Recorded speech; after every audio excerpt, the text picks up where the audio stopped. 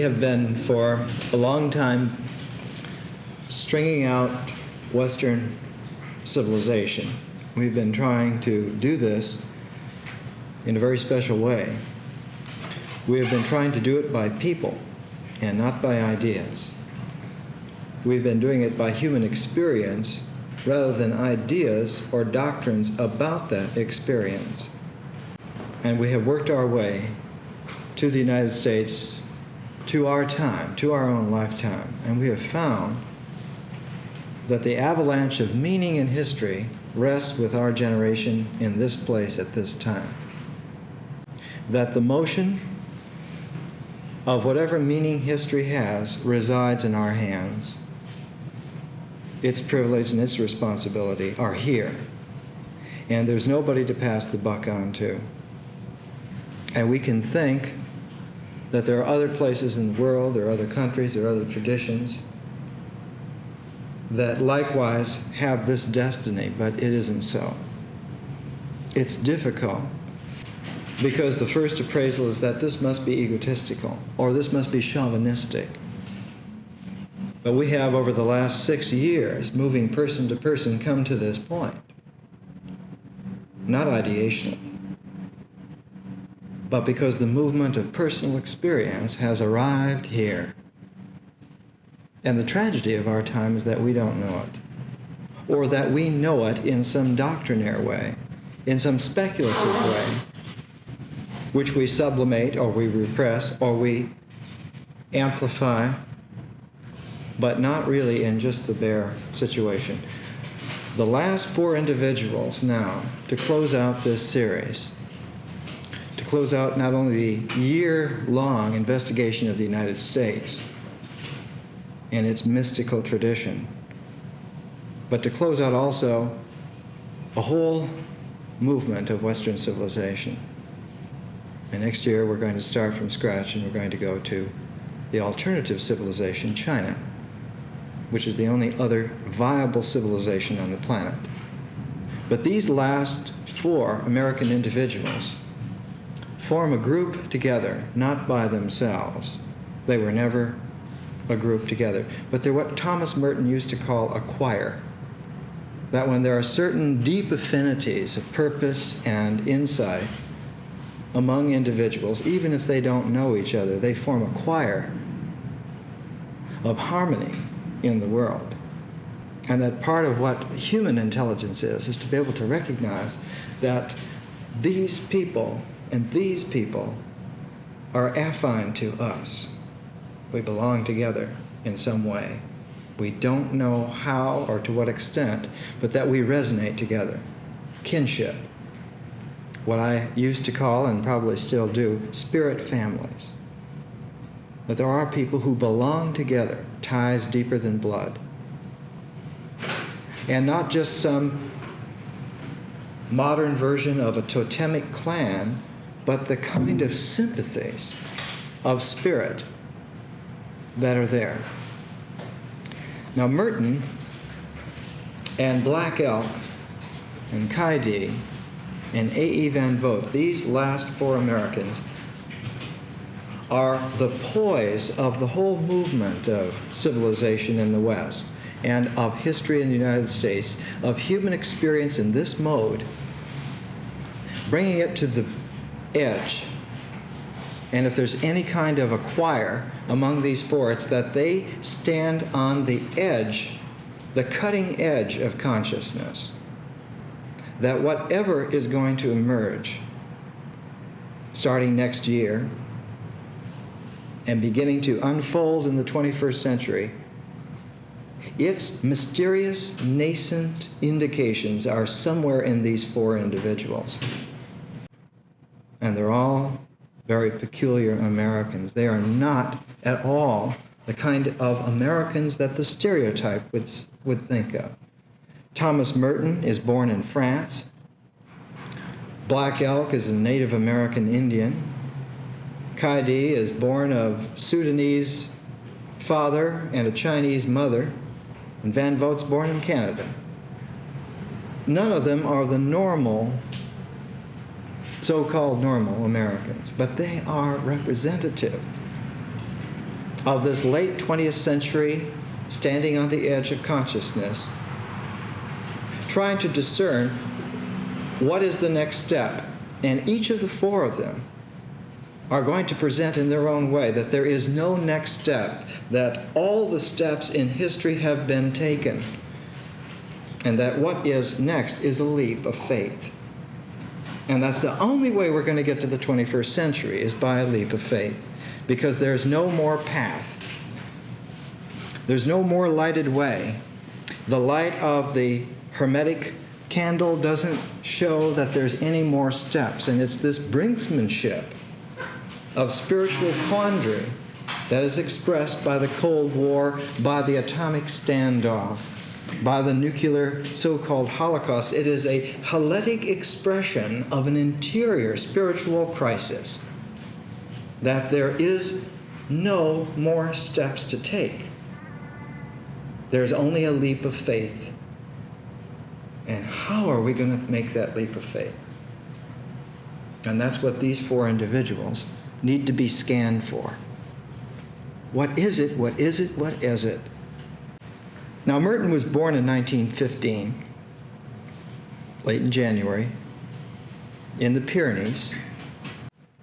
And we could go through his biography and show how he had a tremendously vibrant, mischievous sort of a life, and finally came to no good, lying in the gutter, drunk, and realizing that he had to do something with his life, and decided to become a Trappist monk, and spent most of his life as a Trappist monk, who ostensibly should have had a vow of silence. But the fact is that Merton, before he got into that, was an extraordinary poet.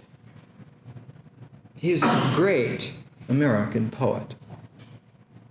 One of his works, which came out in 1947, called Figures for an Apocalypse, shows us the state of consciousness of somebody who's on the vanguard in the post-war world.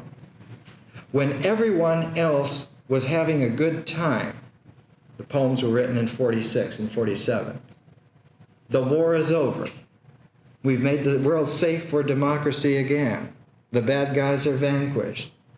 Now we can get back to having bebop dances and weekends at the high school, and everybody can buy a new Plymouth or Chevy, and we can just go back and live life again, and it's going to be all right. It's going to be nice. But the fact is that the 20th century is anything but nice. And anyone who tries to live a nice life in this century is deluding themselves. This is the junkyard. This is the dregs. Merton, in Figures for an Apocalypse, has a poem called A Letter to America. And it's the crunch of imagery in this poem that tells us where in 1947 Thomas Merton was sensing something radically out of joint. Here's the poem. America, when you were born, and when the plains spelled out their miles of praises in the sun, what glory and what history the rivers seem to prepare. We hear them now in the Kentucky summer, when all the locusts drowned our forests in their iron prayer. We dream of you, beloved, sleeping in your leafy bosom. How long are we to wake with eyes that turn to wells of blood, seeing the hell that gets you from us with his treacherous embrace? The bands that raced our flesh with smiles as raw as scars can kill you, Kansas, with their high-powered thirst. Have you not heard the vast Missouri sing to drown them with those billion-gallon silences? But when the day is quieter than your primeval cradle, all our green woods fill once again with wishful lies. Maybe the cities, sing the birds, our travelers, Maybe the cities have begun to heal and staunched their smoky hemorrhage. Maybe they have begun to mend their cauteries, parsing the muteness of so many dead. Down where the movies grit their white electric teeth, maybe the glorious children have rebelled and rinsed their mental slums in the clean drench of an incalculable grief. Maybe their penitence has torn the phony sunset to view their devil dressed in laudanum and scotched his crazy specter and learned the liberty of the unfathomable stars. Within the doors of their confessionals, their new, more lasting Lexingtons. But oh, the flowering cancers of that love that eats your earth with roots of steel. No few fast hours can drain your flesh of all those seas of candied poison, until our long Gregorian cry bows down the stars Samaritan to rue the pity of so cruel a murder. This is a letter to America, 1946-47. So we have a live wire. We have someone who can't sleep at night, who can't sleep in the daytime, who's walking around constantly, filled with weird anxieties that he can't quite place. It isn't just himself personally. Yes, we make mistakes. Yes, we have regrets. Yes, we can get over them. But what's this that we can't get over? What's this that's there after we've gotten over everything else and it's still there? Merton was bothered to the extent that he had to find his way into a monastery. For a long time, he started going there in the early 40s, 1941, I believe. And he buried himself. He took his rigidness, he took his anger, he took his need for solitude, for work, and just put himself in there. And for about 10 years, Merton did that, and from time to time got permission underneath the table to publish a few things. And by the early 1950s, it seemed to Merton that he was settling down. He was maturing as a monk. All right, I'm a monk. I'll be a monk. If I can live as a monk, God, just let me live as a monk. I'll take that. But something strange was happening the early 50s in this country. What was strange was that the monasteries were filling up. There hadn't been so many new people in monasteries for 600 years.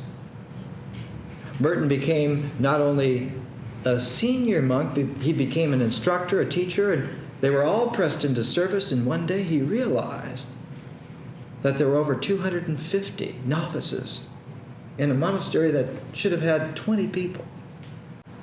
Something in the back of his mind said, what is going on? Something is happening. Something is in the wind. Maybe what scared me is still loose. Maybe I just caught it first, and maybe other people are catching it. What are we catching? What is this? He writes at this time, imagine that we now have 150 novices at Gethsemane. That was the name of the monastery, Gethsemane. Gethsemane was the largest monastic order place in the whole Cistercian order anywhere in the world. Pennsylvania, Kentucky, that area. It had branches around. Many of them are sleeping in tents in the yard. The nucleus of seniors is a small, bewildered group of men who remember the old iron rule of Dom Edmund Oldbrecht and have given up trying to comprehend what has happened here at Gethsemane. The house has a very vital and enthusiastic, in a good sense, and youthful air, like the camp of an army, preparing for a gay, easy, and victorious war. The first sign, almost unnoticed in Merton's consciousness at the time, that the physical wars are over and this is the beginning of a spiritual war.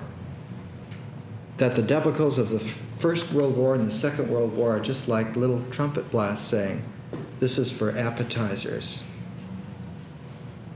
We're going to see what you're made of. We're going to put you through it now. He writes, those of us who have been sobered by a few years of the life find ourselves in turns comforted and depressed. Both comforted and depressed by the multitudes of our young companions of only 2 or 3 months standing. Comforted by their fervor and their joy and simplicity, and depressed by the sheer weight of numbers. The cloister is as crowded as a Paris street. On this, the house, when completely full of men who are happy because they have not yet had a chance to suffer anything. They're still having the elation of the transference. Mother Church and Father God are going to take care of me. Everything is all right. They're going to feed me, and I'm going to get a chance to work and be quiet, and that's it. And like any transference, it has a nice euphoric easiness for a while. But like any habituation or any drug, when it wears off permanently. They have not yet had a chance to suffer anything, although they believe themselves willing. The effect is a little disquieting. One feels more solidly rooted in God in a community of veterans, even though many of the veterans become morose. Because when the euphoria wears off, when you realize that you are in a struggle with yourself, there's nothing to be particularly joyed about. The spiritual life matures into delight, but it never again shows carefree happiness.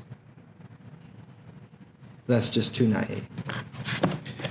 All through the 50s and all through the early 60s, Merton progressed. He became almost a household word for millions of people around the world, because here's a Trappist monk who's supposed to have a vow of silence, who is given all kinds of opportunities to write and sometimes to leave the monastery and go occasionally to speak at places. And he writes book after book, dozens of books, and pretty soon Merton is writing on everything. And by the early 60s, Merton begins to sense that he has matured to a point to where he's ready to take the next step. And the next step for him, he begins to become curious about other monks. What other monks? Well, he knows all about Western monks. He means about Asian monks. And first he's curious about Chinese monks, Taoists. And so Merton does a little selection. A book which came out in 1965, The Way of Chuangzi, selected by Thomas Merton. And he says in his introduction that his Chinese friend John C.H. Wu says that Merton must have in a previous life been a Chinese monk. He says, I do not know about that, and of course I hasten to assure everyone that I do not believe in reincarnation, and neither does he, but I have been a Christian monk for nearly 25 years, and inevitably one comes in time to see life from a viewpoint that has been common to solitaries and recluses in all ages and in all cultures. What is that? What is that commonality? That commonality is seeing that the only thing there is to do in the next step is to come face to face with oneself. There's no other step to take after a certain amount of maturity. that that is the next step. And that's just where the path ends. Because there's no way to objectify and concretize yourself and put it out there so that you can dispassionately walk on yourself and continue. You can't. You come to the edge. It's been called the edge of objectivity. And what happens is that the memory and the imagination try to choreograph certain ways that one can do this, and it's only after they begin playing out and flatting out that you realize that you're hemming and hawing, that it hasn't occurred to you yet that you've got yourself on the edge. And from 1965 until his death in late 68, Merton increasingly became conscious, almost more than any other individual in our time, of the fact that he was on the edge of everything, that it had all run out. He says, I simply like Chuang-Tzu because he is what he is. Notice, he's still being nice to himself. He's still not realizing that he's telling himself something very serious. Oh yeah, I like him because he is what he is. Well, that tautology is the last stage. When one can get down to that, that's the last stage that the mind can be of any solace. And after that, only the spirit can move, because the mind gets frozen, incapacitated when it gets down to that nib, because it doesn't have any way to go anymore. He says that there's something in the Tao, and that his friend John Wu, when he translated Genesis into Chinese, said in the beginning was the Tao. And he said it sounded natural to me somehow. One of the selections from Chuang-Tzu, The Breath of Nature, Merton puts this title on it. Just a few lines. Here's what Merton is sensitive to in Chuang-Tzu. When great nature sighs, we hear the winds, which, noiseless in themselves, awaken voices from other beings, blowing on them. From every opening, loud voices sound. Have you not heard this rush of tones? Well, you can, out of courtesy, call it mysticism. But if you have been there, you know that this is really mysterious. There's something happening. Merton's deepest self conjured up a choreographed skit for him to live out so that he would not have to face this. This is what we do. When we get to the edge like that, our deepest self throws up the last fantasy. It's usually called a death dream, and sometimes it comes out in very mysterious form. And Merton's death dream, because he was a monk, he'd been a monk for almost 30 years by this time, was that he fell in love with a woman and was tempted to leave the order and marry her. Oh, it happened so smoothly he didn't even understand. We never understand how smooth the deepest self is, what a master craftsman it is, and it plays all these beautiful forms and beautiful complications, and here it is. He had trouble with his back down at the base of his spine, and he had to go into Louisville for an operation. And when he was in there, he was kind of concerned that he was going to be out from the anesthetic, and so it set up his sensitivity. He didn't want to be out from the anesthetic. And after he had the operation, he woke up, he was surprised that it had taken such a short time and that he didn't feel the pain anymore, and the relief from that set him up, and he saw the nurse that was there. And he could see that her black hair under the cap and her kind of gray eyes and her cute Irish face and everything. And Merton didn't see it right away. He saw it with his eyes, but he didn't recognized what he had seen, what his disposition had set him up for, what his whole deep inner self, to keep him from understanding that you have got to the edge of objectivity, started to unwind this whole thing. And it took about 4 or 5 months. It went on and on and on. He started to think about her. What am I thinking about? Well, she read my books. I'll send her a letter. He sent her a letter. She sent him a letter. You're not supposed to phone if you're a monk in a monastery, especially a senior monk. He'd find himself finding excuses to hitch a ride someplace, and while they'd be doing things, he'd go over to the phone booth and call her. And she was glad to get that call. It even got to the point to where he was almost hoping that he would be caught, hoping that his superior would come and clamp down and say, no, you can't do this. You can't do this. Yes, that's what a man does. You have given that up. For 30 years, man, you were not a child. You have gone on all this way. This is temptation. It's no longer love. But for Merton, because his deepest self was involved, it was love. He even snuck her into the monastery. He forgot all about the fact that he's a world-famous figure. This is 1966. They would go and he would have to go and see the doctor, right, to get checked up. Oh, good. I've got to go and see the doctor. Well, she's a nurse in the hospital. Let's go for coffee.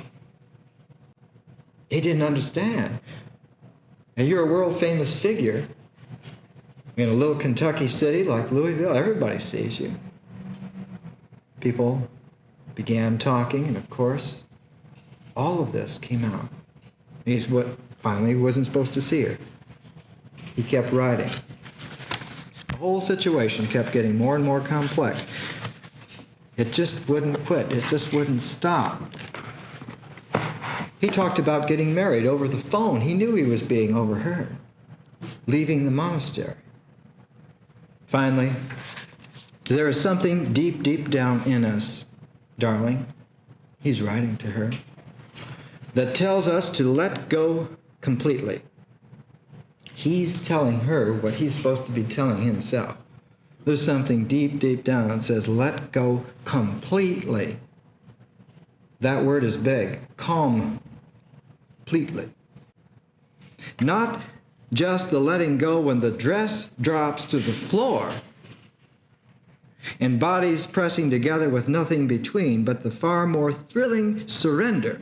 Notice the word, surrender, when our very being, that's it now, see, our very being surrenders itself to the nakedness of love and to a union where there is no veil of illusion between us. He's not talking to her now. He's talking to himself, but he doesn't know it yet. He doesn't know that he has already stepped over the line. He is already transcendentally ready to do it, to open himself up to the ineffable. He thinks he's still writing to her. Darling, I long for it madly. Notice the word. Madly. Do you see? Do you need me as well? He wrote a little midsummer diary, and he presented it to her. It was all his thoughts, the most personal thoughts of this whole travail, this whole period. The last entry in it is, we are two half people wandering in two lost worlds. And that was it. So the fall of 1966 came, and everybody here can remember the fall of 1966 and remembers the sense of how 1966 began with such a fantastic elan. In San Francisco, it was like Florence all over again. And in the summer of 66, it was still just beautiful, but matured. Everything was in motion. But by the fall, when the autumn winds came, there came some kind of long, sonorous melancholy, or as Rimbaud or Verlaine used to say, which wounds my heart with a wondrous languor. Something has changed. There's been a change of key in nature. Not just the season this time. Something really basic has changed its key. The whole pitch of life somehow is in a different mode. And as 1967 came around, that change became horrific. And it expressed itself in the Vietnam War as far as the United States was concerned. It was the fairy tale of the tar baby. You're going to make it respond. And if it doesn't, you'll just hit it one more time. And every time you hit it with that desperate need to make the universe respond, damn it, you will respond to me. Ahab says in Moby Dick, I would strike the face of the sun if it insulted me. Well, the Vietnam experience was like that. And the United States kept trying to make Asia respond to it. And getting stuck.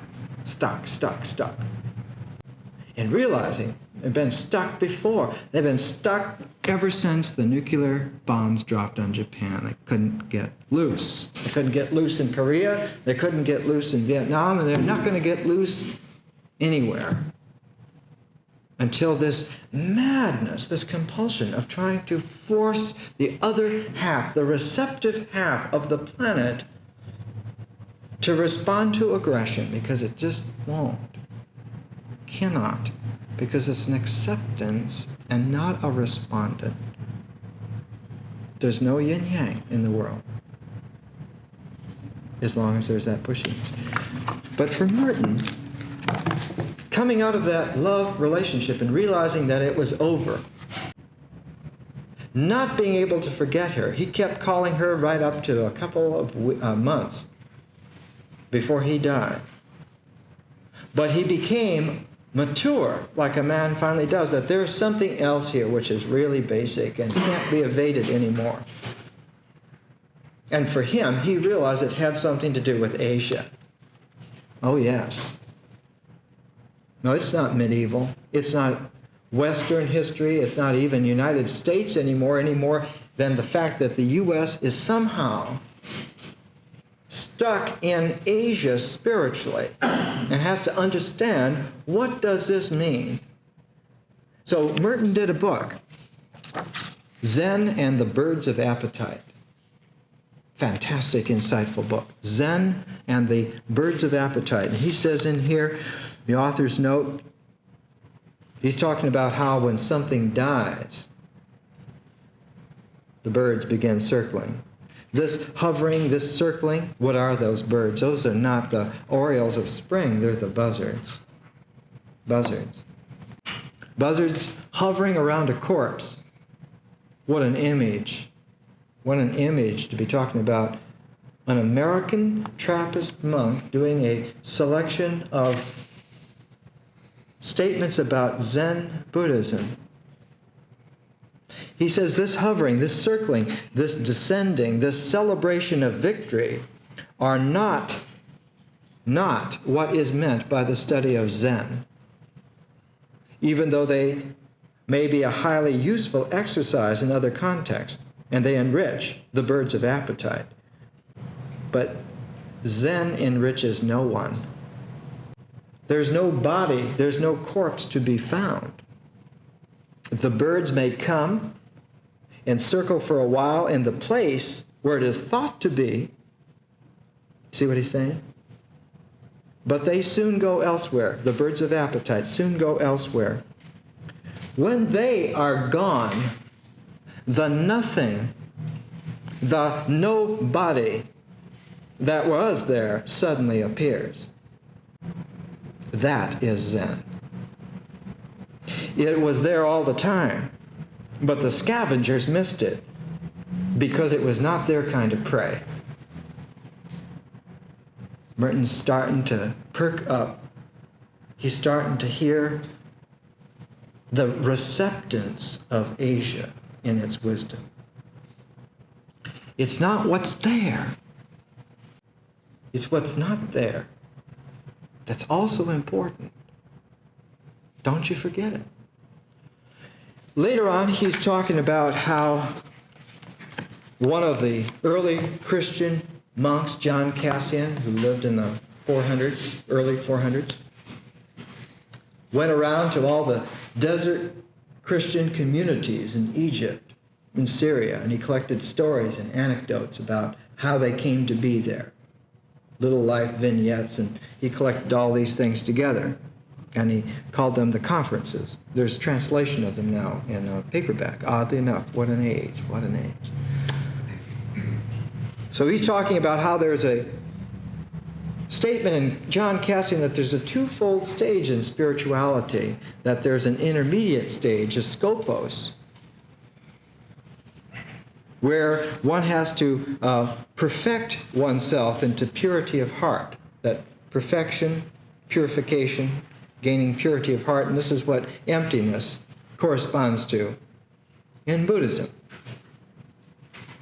And then he says later on there's a fullness. Well, in the reply to this, D.T. Suzuki, age 95, powerful Zen master, writes, when Father Merton uses emptiness in this way, when he uses this term, does not go far and deep enough, I am afraid.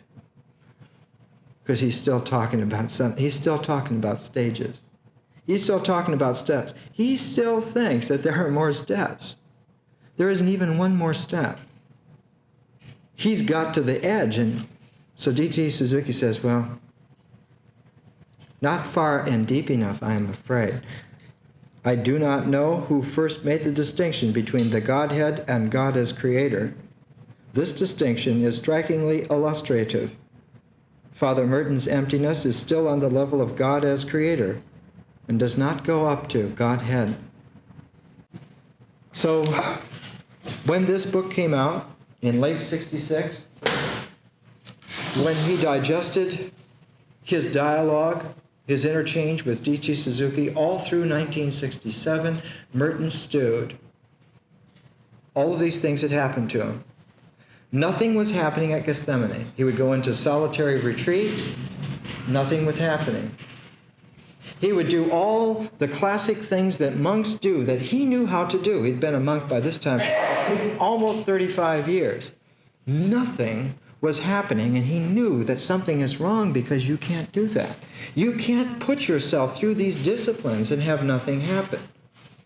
The only way that that can obtain is that one's deepest self massively is keeping everything in a limbo. And the spiritual masters say, you have got your finger on the trigger. There's no more looking for the targets. There's no more setting up shop. There's no more thinking about it. Your finger is on the trigger, and the gun is right here. This is like a final surprise, one way or the other. This is the watershed. This is it. When the beginning of 1968 came around, almost if it were choreographed, there was rumored there was going to be a fantastic international religious conference in Bangkok, Thailand. And as soon as Merton heard that, his ears, his heart, his spirit, everything perked up. Bangkok.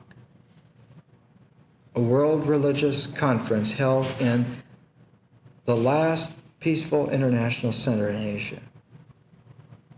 He had to go. He had to go. But they had been having so much trouble with him, so many problems. Are they going to let me go? Then a couple of synchronistic things happened. The international head of the Cistercian order died, and some new person came in who was more sympathetic to an ecumenical world.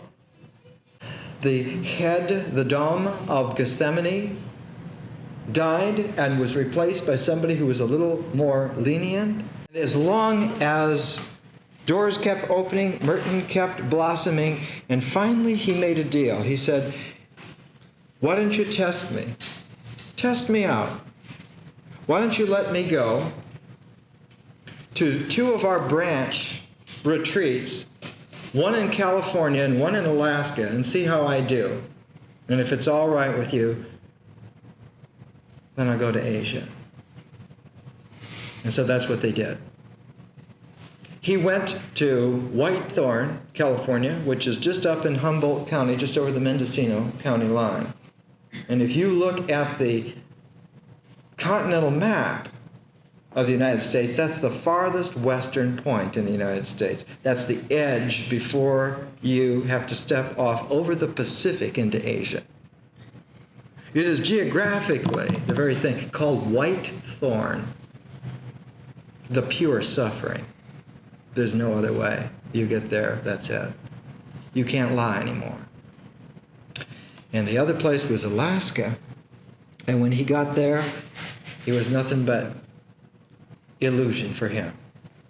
He wrote back, he said, this is a beautiful place and we should have a big monastery here. He got there on a sunny day. And everybody else said, you know, it's foggy all the time. But he was wrapped up in his mythos. He didn't realize that the one day that he was there was sunshine, but that almost all the other times it's fog-bound. That's why there was nothing there. And his superior understood this, saw this, and saw, because he was a mature man, that this man has got a destiny. We're going to have to let him go. Something in Asia is there for him that he has to experience some way or another. It wasn't that woman. It isn't anything to do with the monastery. It's something to do with God's word. So let's let him go. And if we take a break, well, we'll see what happens.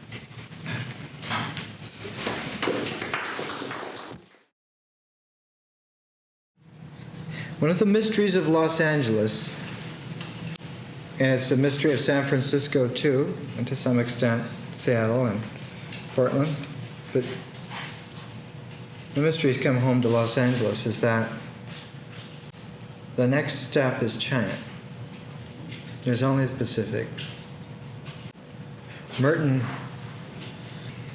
in his Asian diary, starts off very innocently, very poignantly. The Pacific is very blue. That's right. It's like the sky. It's like when you step off, you've got to step into that sky.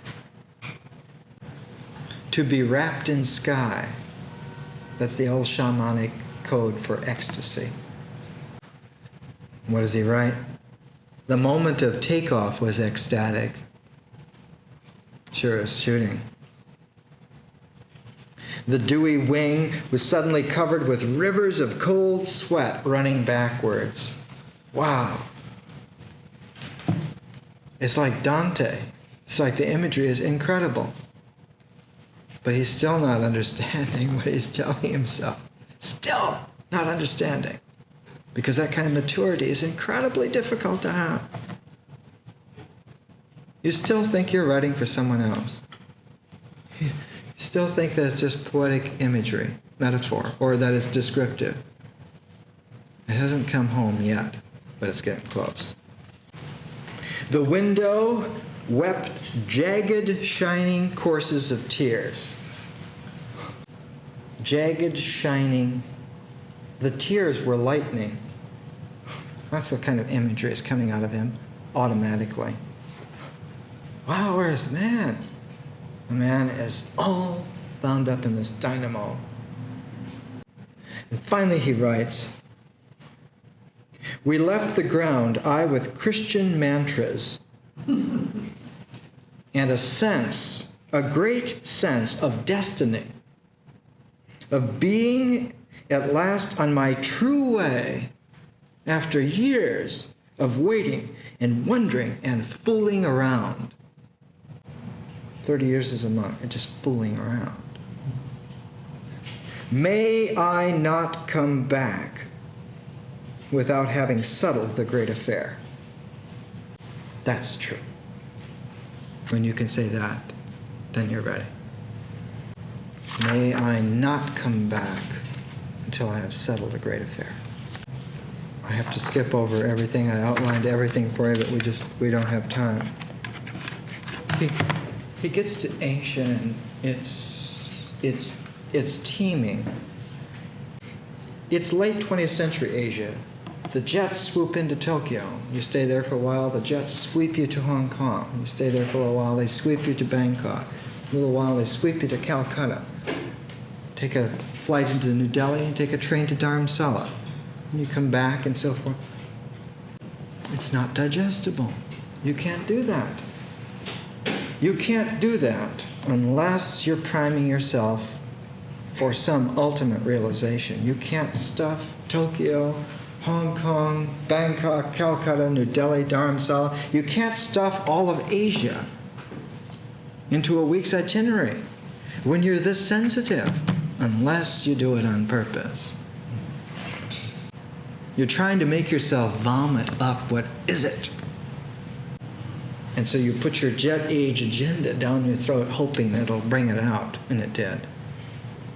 All came out. A line in his Asian journal, air-conditioned mantra, Tibetan base of the machines. You see, it's getting down to bedrock now. For the Tibetans, every conceivable sound is both music and mantra. Great brasses, trumpets snoring into the earth. These great long trumpets. They wake the mountain spirits.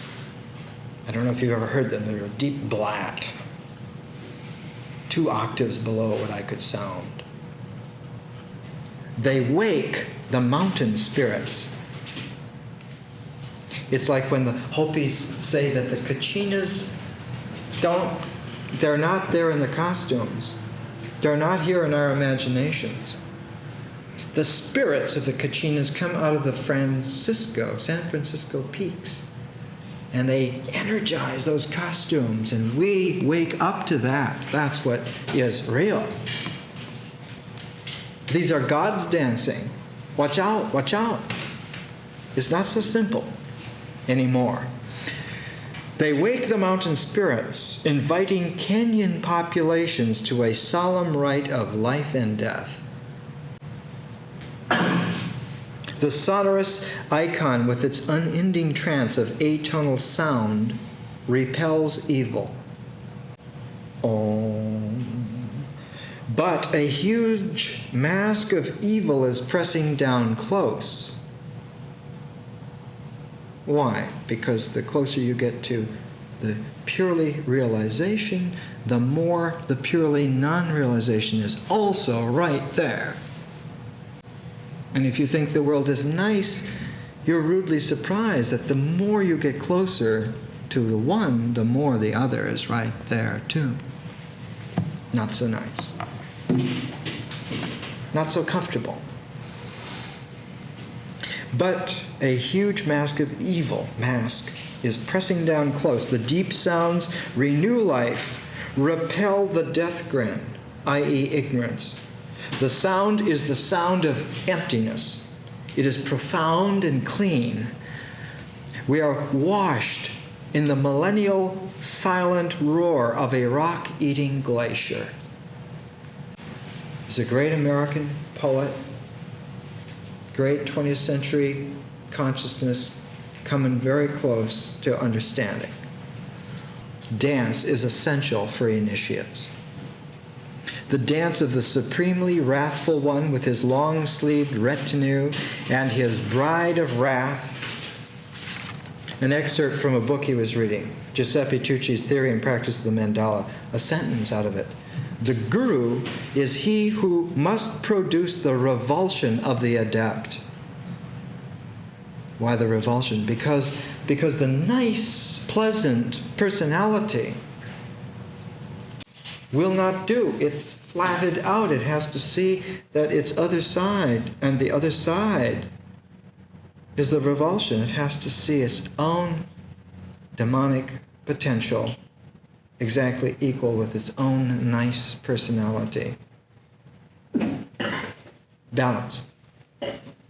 The aim of all the tantras is to teach the ways whereby we may set free the divine light which is mysteriously present and shining in each one of us, although it is enveloped in an insidious web of psyche's weaving. The cobwebs are in the way. But Merton is tremendous. Merton is a courageous human being. He's exemplary of late 20th century Americans who, when they really understand what there is to do, they do it. It's a kind of a courage which happens in this country because Benjamin Franklin and Jefferson set it up to happen that way. That the American person doesn't lean on doctrine, but trusts to personal growth, even if it means growing out of yourself. If that's what it means, then we'll do it. Why not? Because we're not pilgrims so much. The pilgrims came from Europe. The pilgrims came from other countries, from Asia, from Africa. But when the pilgrims got here, they were transformed into pioneers. That's the esoteric meaning of Thanksgiving. Thank you to the Indians for transforming starving pilgrims into pioneers who now not only can eat but can take care of themselves, who are no longer afraid of the wilderness but at home in it as if it were a nature for them. And the transformation of all the nations of mankind from pilgrims into pioneers is a transformation of bringing spiritual courage back into all the races of man, because that's the only way that you can get free, is to be a pioneer.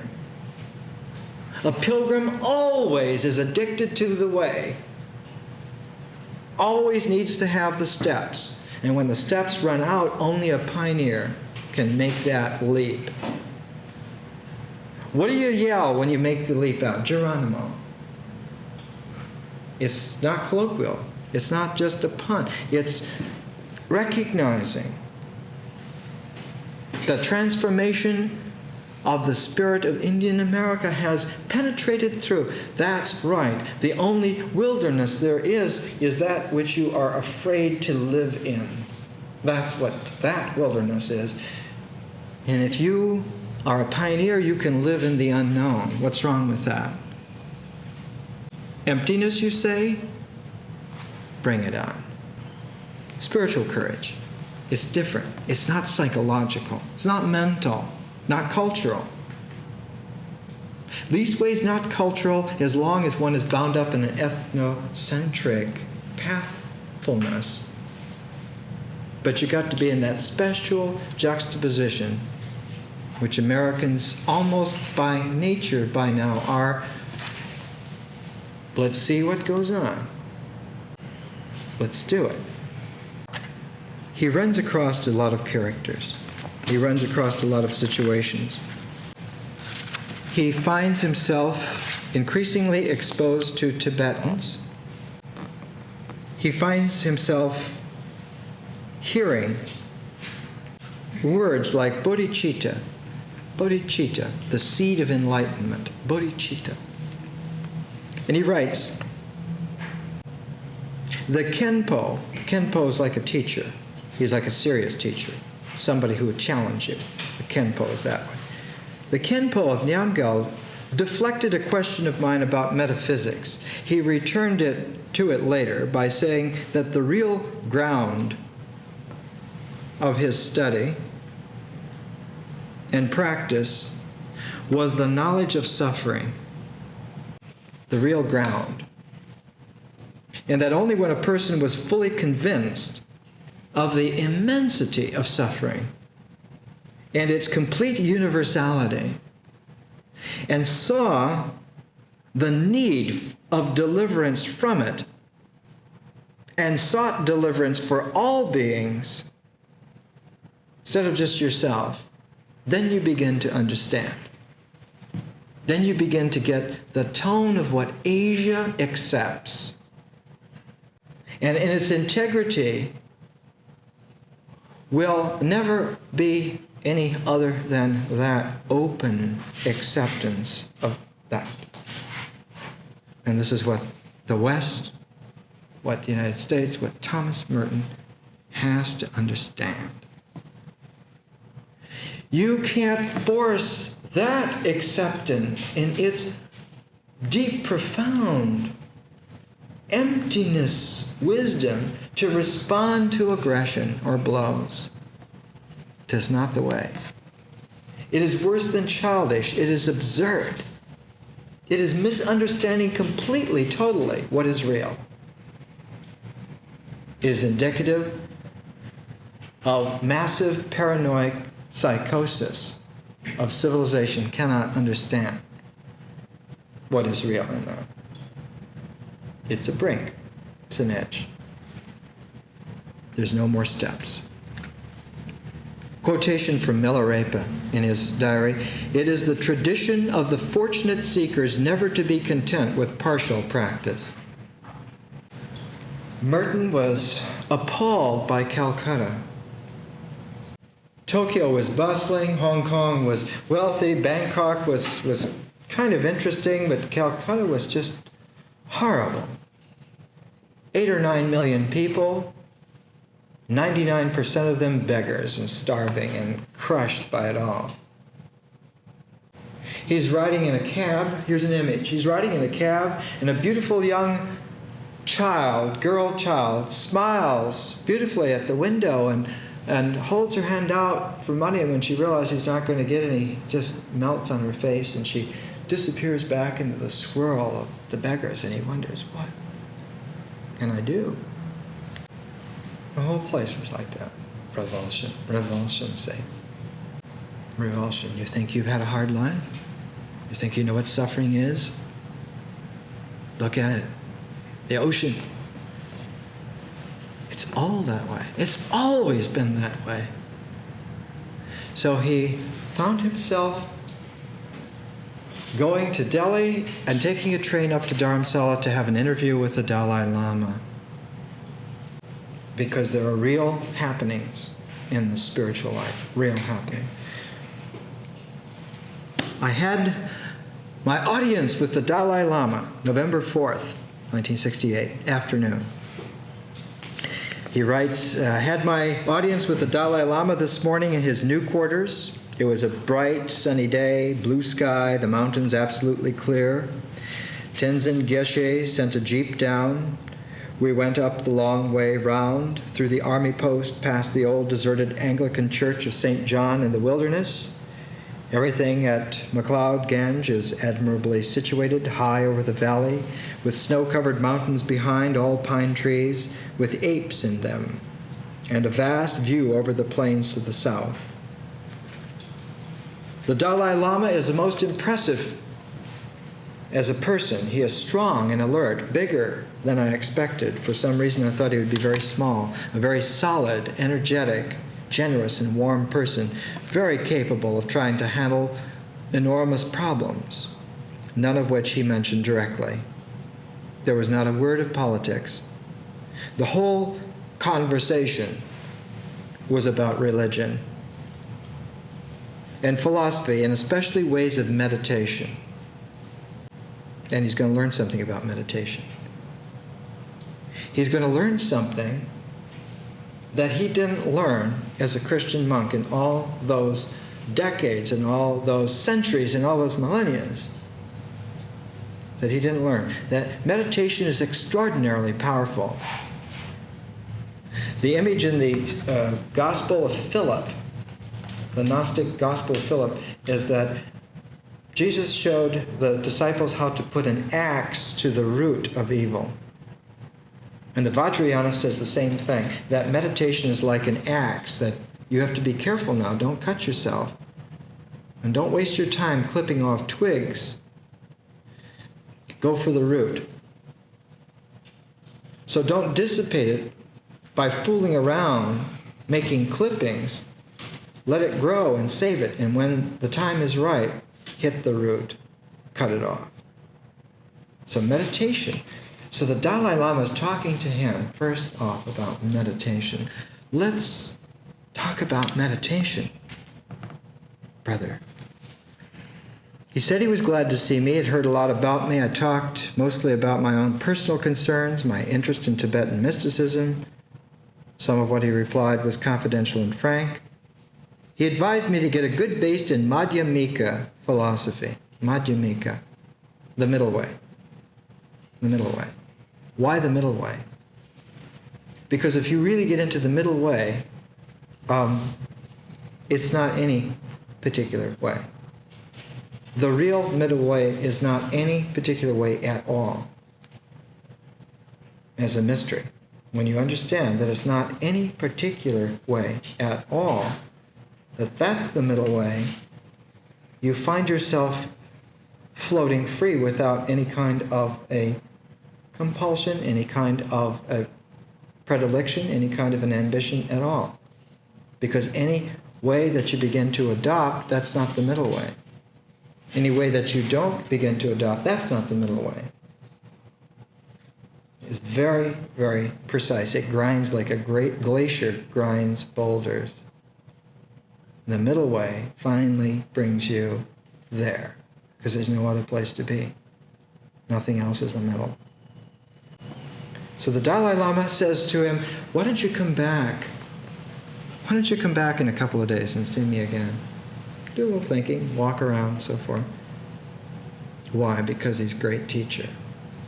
His name means great ocean. 3 times he goes through this. 3 times Merton goes every other day. He's supposed to have just an interview. Then he comes back in 2 days. And the Dalai Lama brings him closer in, and then he tells him, well, come back in a couple more days. And after the 3rd time, Merton begins to sense something. What does he sense? Last night I dreamed I was temporarily back at Gethsemane.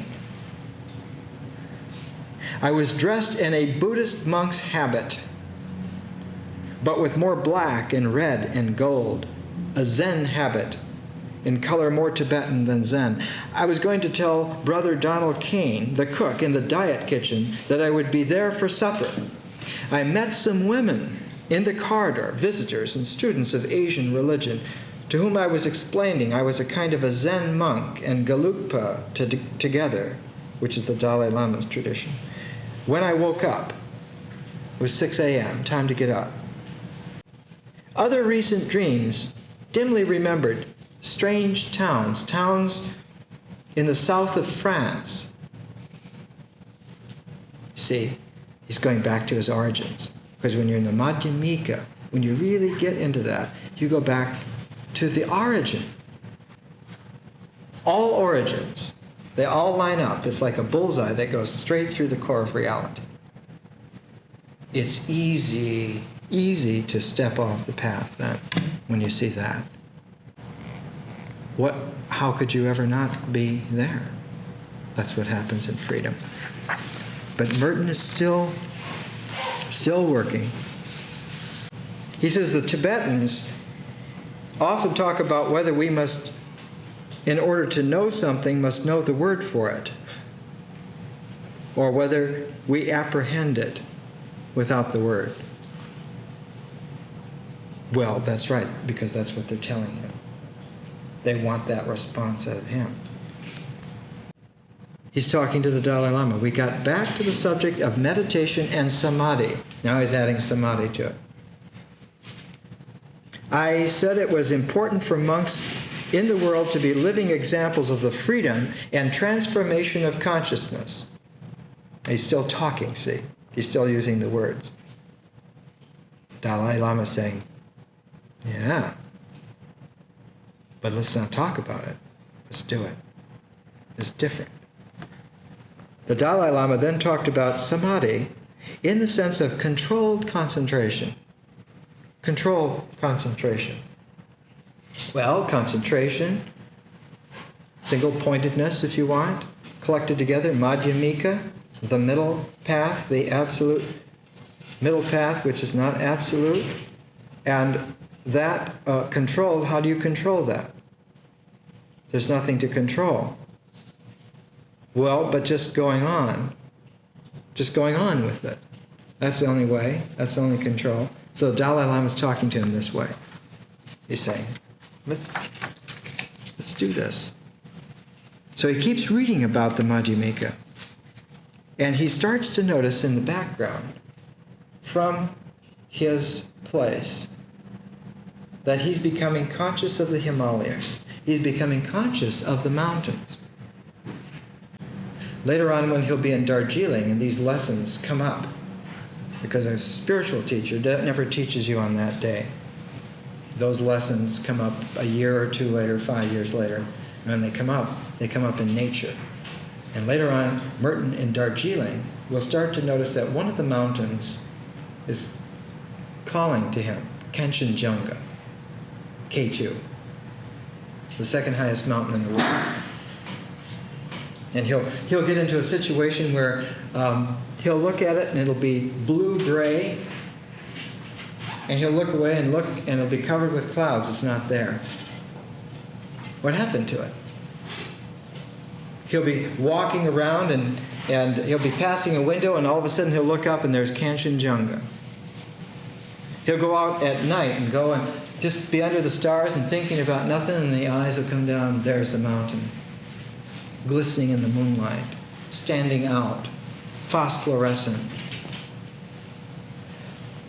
Pretty soon there'll be a revulsion about it. He can't stand the fact the damn mountain is there. It's always there. It's boring. You're right. It's boring. Too much of a good thing. And after a couple of days, he'll say, it was really good to see that mountain again today. There it was. It was like that. He's learning that it isn't just inside, that it's all real. All of it is real. It's only the mind, the psyche, that says it's different. That it's this way or it's that way. It's not. His first affinity. My third interview with the Dalai Lama, and this is before the Kanchenjunga phenomenon began to happen to him. My third interview with the Dalai Lama was in some ways the best. He asked a lot of questions about Western monastic life, particularly the vows, the rule of silence, the ascetic way, etc. But what concerned him most was, 1, did the vows have any connection with a spiritual transmission or initiation? Why? Because if you're making a vow with words, with your mind, with a concept, it's nothing.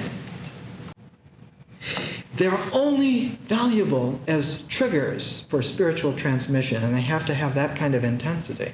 They have to have the amperage of everything. This is why vows should be made and kept, not for the words, not because they're a doctrine-satisfying thing, not because you do it, but because they work. And when they work, they really work. So he's asking him. And 2, having made vows, did the monks continue to progress along the spiritual way? Does it work, he's saying. Is it happening? And some incidental questions. What were the motives for the monks not eating meat? Did they drink alcoholic beverages? Did they have movies? And so on. When he realized that they were still following steps. They were still following the choreography of the mind and of tradition. That they weren't in a spiritual transformation where the steps peter out. The steps end just right at the time when you stop making them for yourself. If you continue to make them, then they continue to appear. But just at the stage where you stop making those steps, that's when they run out. That's when there's the leap of faith, is the only thing that's left. Merton goes back to Calcutta, and when he comes back to Calcutta after talking 3 times to the Dalai Lama, he writes, returning to Calcutta, I have a completely new impression. Greater respect for this vast, crummy city. There's a kind of nobility in its sordidness. He's starting to acclimate himself to cosmic revulsion, that you can't throw it away. There's no way that completeness can throw it away. You can't say, I don't want to have it. It's there. It's childish to say, I only want to have the pie. You can't. There's no way. All of it is real. In the same way. And Merton begins to slowly come into feel. He writes of Calcutta, the elemental city with no room left for masks. Only the naked truth of overpopulation, underemployment, hunger, disease, a mixture of great vitality and permanent exhaustion. But an exhaustion in which the vitality renews itself. How does it happen that the skinny men in bare feet trotting with rickshaws don't all drop dead? And maybe many do. But when I was here first, I was too shocked. The trauma made me see the city as a big blur. Now I see detail, contrast, the infinite variety of light and shade, all the colors. Though they are drab and obscure, they are colors. This is one of the greatest cities in the world, and with a character completely its own, full of contrast and yet beyond contrast. The vast noise of Calcutta seems somehow to also be a silence. There was a spectacular robbery on Sutter Street 3 weeks ago, and it is a city of crime. Somehow the crime gets lost in the sheer massive poverty and exhaustion. The innocence of despair. The place gives no impression of wickedness. For the masses of Calcutta, you dimly begin to think there is no judgment, only their misery. And instead of being judged, they are a judgment on the rest of the world. Yet curiously, non-prophetic, non-accusatory, passive, not exactly resentful, not yet. How long before it explodes? What will the explosion mean? One imagines an enormous, elemental, thoughtless, confused violence like that of a sweeping storm of rain after a sultry summer day. Will it cleanse anything? Clear the air? Will the city simply go on stifling in its own steam? It breathes, sprawls, broods, sweats, moves, lies down, and gets up again. You see, he's starting to see the real. It's there. The delusions are going. He finds a Tibetan fellow, Chatral Rinpoche, and they get to talking about enlightenment. And the old man says that he's been meditating for 30 years and he still hasn't perfected himself. And Merton says, I've been working on this for 30 years and I haven't either. And the Rinpoche says, can you imagine a Buddhist monk like me and a Christian monk like you talking like this? And they both laugh. The door of emptiness, of nowhere, of no place for a self which cannot be entered by a self, and therefore is of no use to someone who is going somewhere. Is it a door at all? The door of no door? The door without sign, without indicator, without information? Not particularized. Hence, no one can say of it, this is it. This is the door. It is not recognizable as a door. It is not led up to by other things pointing to it. We are not it, but that is it, the door. No sign saying exit. No sign saying this. No use looking for indications. Any door with a sign on it, any door that proclaims itself to be a door is not the door. The name that can be named is not the eternal name. Anybody who says they're a guru, turn around and walk away. Anybody who says that they're your master, bye, baby. Because it can't be. Double negative. It can't not be. But do not look for a sign saying not door or even no exit, like the existentialists. The door without wish, the undesired, the unplanned door The door never expected, never wanted, not desirable as a door, not a joke, not a trap door, not select, not exclusive, not for a few, not for many, not for. Door without aim, door without end. Does it respond to a key? So do not imagine you have a key. Do not have your hopes on possession of the key. There is no use asking for it. Yet you must ask. Who? For what? When you have asked for a list of all the doors, this one is not on that list.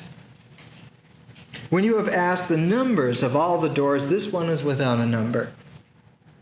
Do not be deceived into thinking this door is merely hard to find and difficult to open. When sought, it fades, recedes, diminishes. It is nothing. There is no threshold, no footing. It is not empty space. It is neither this world nor another. It is not based on anything because it has no foundation. It is the end of sorrow. Nothing remains to be done. Therefore, there is no threshold, no step, no advance, no recession, no entry, no non-entry. Such is the door that ends all doors, the unbuilt, the impossible, the undestroyed, through which all the fires go when they have gone out. A few weeks later, Thomas Merton was found dead in his hotel room. He had stepped out of a bath and had pulled a fan a little bit closer, and the fan had defective wiring. It was a big, huge fan, and it fell on him and electrocuted him. They found him 2 hours later. The fan was still going. The spiritual adventures of the modern world are unbelievable because we live in great times. Next week we'll see Black Elk, and we're going to emphasize his the latest publication that came out, The Sixth Grandfather, because it's on the fulcrum of the American Indian, that the American spiritual consciousness matures. It's on that basis. It's our real link with Asia. So I hope some of you can make it.